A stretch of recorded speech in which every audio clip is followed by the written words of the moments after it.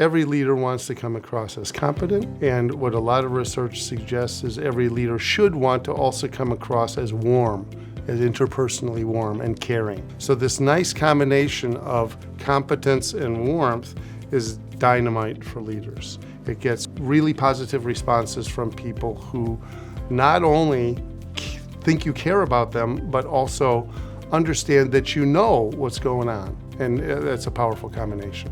And if you're a leader and have been appointed a leadership position for good reasons, people are going to think you're smart and they're going to give you some credit. And think about this. Think about leaders who will tell you, you must earn my trust, versus leaders who say, we're starting out with 100% trust. You have a good track record. I've seen your reports. I have high expectations from you. You've been fantastic. Let's take it from there. Altogether different from starting at ground zero.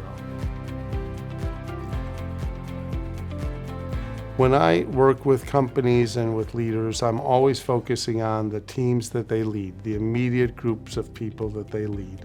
And what I want to have happen is for those teams to coordinate themselves well and trust each other. And if they can coordinate themselves well and trust each other, they're going to be able to take advantage of whatever abilities they have. Add on some training programs where their abilities increase, absolutely tremendous bottom line impact over the long term.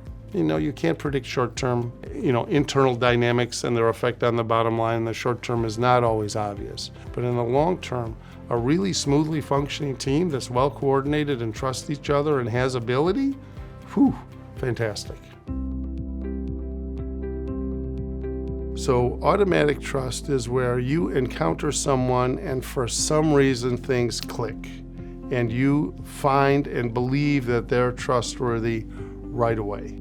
So our brains have all of these connections, interwoven connections in our brain that activate when you say something like a person's name, or where they're wearing a pair of glasses that you recognize that, for some reason you have a positive association about. So automatic trust is a situation where you get a cue that all of a sudden leads you to be more trusting than you would be otherwise. And all of those cues, there are lots of those cues that are possible.